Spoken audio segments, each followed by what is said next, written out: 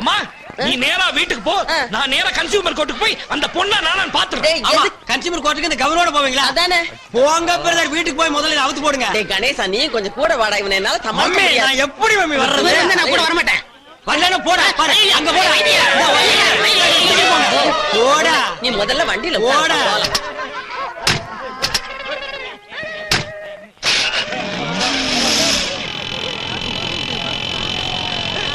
இங்க sir. Ganesh sir. அவன் இல்ல. ஐயோ சார். சார் தாக்குங்க. ஐயோ சார், அந்த மிஸ்டர் சிவராமகிருஷ்ணன் எங்க சார்? ஏன் இங்க தள்ளுந்து பார்த்தாதுன்னு வேற எங்காவது கொண்டு போய் தள்ள போறியா? ஐயோ ஐம் வெரி சாரி சார். உங்களுக்கு அவருக்கு நான் ரொம்ப சிரமம் கொடுத்துட்டேன். ஊர்ல இருந்து என் ஃப்ரெண்டு ராணி வந்த பிறகுதான் உண்மை எல்லாம் எனக்கு தெரிய வந்தது. என்ன உண்மை? போட்டோ அனுப்பி என் கல்யாணம் நின்னதே சிவராமகிருஷ்ணால தான் நான் இவ்வளவு நாளா நினைச்சிட்டு இருந்தேன். ஆனா அந்த போட்டோ மாத்தி அனுப்புனதே என் ஃப்ரெண்டு ராணி தான் எனக்கு இப்பதான் தெரிய வந்தது. அது மட்டும் இல்ல சார், தேன்மொழிங்கிற புனை பேர்ல நான் அடிக்கடி கவிதை எழுதுவேன். அந்த கவிதையை பாராட்டி ஒரு ரசிகர் எனக்கு அடிக்கடி போன் பண்ணுவாரு. அந்த ரசிகர் கூட இந்த சிவராமகிருஷ்ணன் தான் எனக்கு இப்பதான் தெரிய வந்தது. ஓ, அந்த தேன்மொழி நீங்க தானா? என்னம்மா போனும் மணிக்கணக்கில பேசுவீங்களே.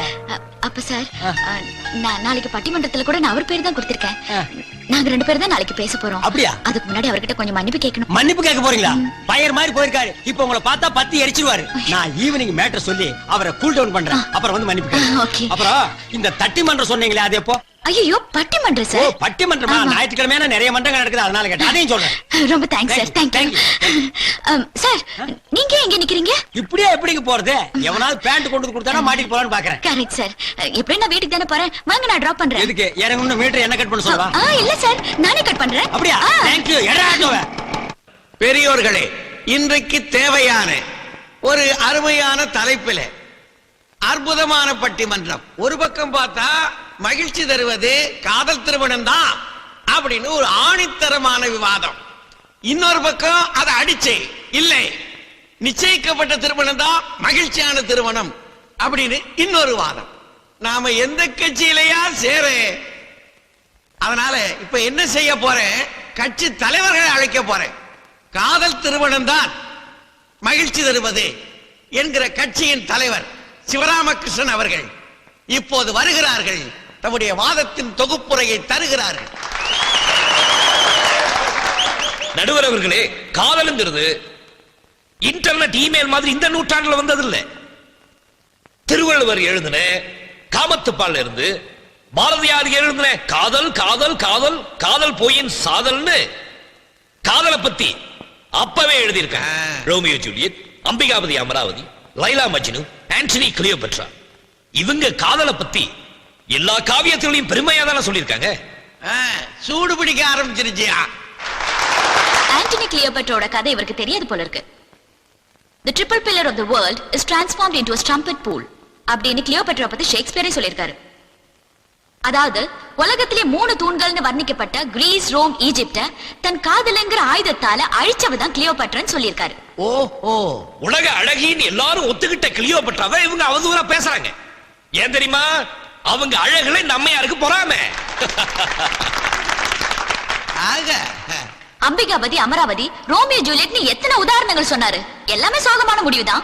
இல்ல இல்ல இல்ல, அதெல்லாம் சுகமான முடிவு. அந்த காதலர்கள் செத்தாலும் அவங்க காதல் ஜெயிச்சிருச்சே, அதனாலதான் அவங்கள பத்தி இன்னைக்கு வரைக்கும் பேசிட்டு இருக்கோம்.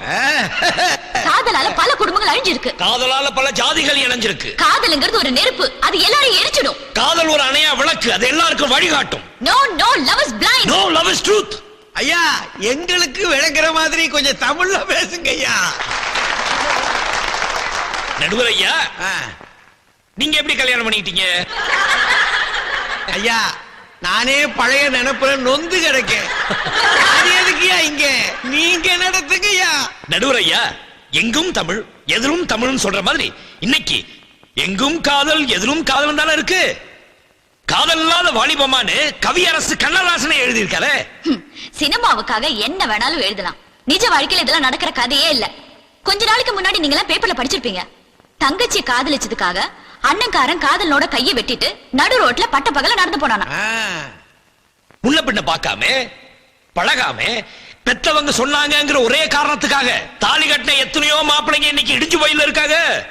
ஆனா பெத்தவங்க நடத்தி வச்ச கல்யாணத்தை பத்தி எந்த காவியத்திலேயாவது சொல்லியிருக்காங்களா? ஏன் ராமனுக்கும் சீதைக்கும் பெத்தவங்க பார்த்து தானே கல்யாணம் பண்ணி வச்சாங்க. அதனாலதான் அம்பிட்டு பேரும் 14 வருஷம் வனவாசம் போனாங்க. சரி அப்படியே இருக்கட்டும். கோவலனுக்கும் கண்ணகிக்கும் பெத்தவங்க தானே பார்த்து கல்யாணம் பண்ணி வச்சாங்க. அதனாலதான் கோவலன் கண்ணகிக்கு அல்வா கொடுத்துட்டு மாதவியை தேடி போயிட்டாரு. ஆனா அதோட நின்னு இருந்தா பரவாயில்லையா? அது கொலக்கட வரையில போய் நின்னுச்சு.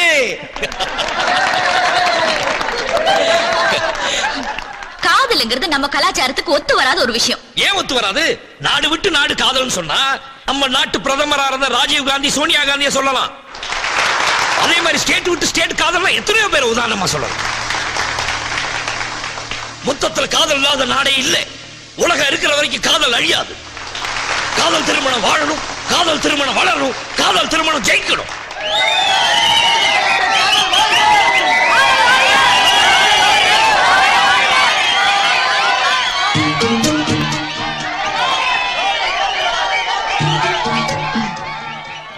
நடுவர் அவர்களே, எதிர்க்கட்சி தலைவர் காதல பத்தி வீராவேசமா பேசுறாரே, இதே மேடையில் அவருக்கு ஒரு துணிச்சலான சவால் விடுறேன். அதை ஏத்துக்க அவர் தயாரா? சவாலை ஏத்துக்கிறது எனக்கு சக்கரை பொங்கல் சாப்பிடுற மாதிரி. நடுவர் அவர்களே விட சொல்லுங்க. சிங்கக்குட்டி. நடுவர் அவர்களே, என் ஜாதி என்ன, என் மதம் என்னன்னு அவருக்கு தெரியாது. அதே மாதிரி இவரை பத்தி எனக்கும் தெரியாது. இப்ப இவரை நான் காதலிக்கிறேன். இதே மேடையில் என்ன கல்யாணம் பண்ணிக்க இவர் தயாரா இருக்காரா? வகையா மாட்டிக்கிட்டியா? இது டூ மச். பொண்ணு ரொம்ப விவரமான ஆளுதாயா? நாரடி. நோ நோ நோ நடுவர் அவர்களே, இவர்கள் டாபிக்கை வேற திசையாக மாத்தி என்னென்னமோ பேசுகிறார்கள். நீங்க தயவு செய்து அவரை அடக்குங்கள். என்னையா இது? அவங்க ஒரு சொல்லம்பு விட்டு இருக்காங்க, நீங்க ஒரு வில்லம்பு போட்டு அடக்குங்க, அல்லது ஒரு சொல்லம்பு போட்டு மடக்குங்க. ஐயோ பாத்தீங்களா, தனக்குன்னு ஒரு பிரச்சனை வந்து தப்பிக்க பாக்குறாரு. நீங்க தானே சவால் விட்டீங்க. அதெல்லாம் இல்ல, நீங்க தான் என்னென்னமோ பேசிட்டு இருக்கீங்க. அதெல்லாம் ஒத்துக்க முடியாது. கல்யாணம் பண்ணிக்க முடியாதுன்னா சவாலை தோத்துட்டேன்னு சொல்லுங்க. இது உனக்கு மட்டும் விட்ட சவால் இல்ல, இந்த ஆண் வர்க்கத்துக்கே விட்ட சவால். இந்த கல்யாணத்துக்கு நீங்க ஒத்துக்கோங்க தலைவா, ஒத்துக்கோங்க தலைவா. கல்யாணத்துக்கு ஒத்துக்கோங்க.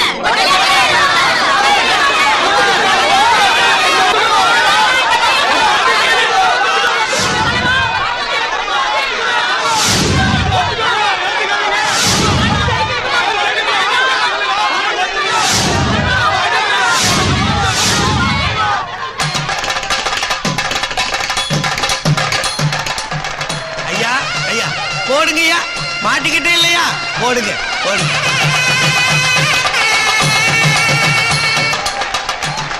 ஐயா,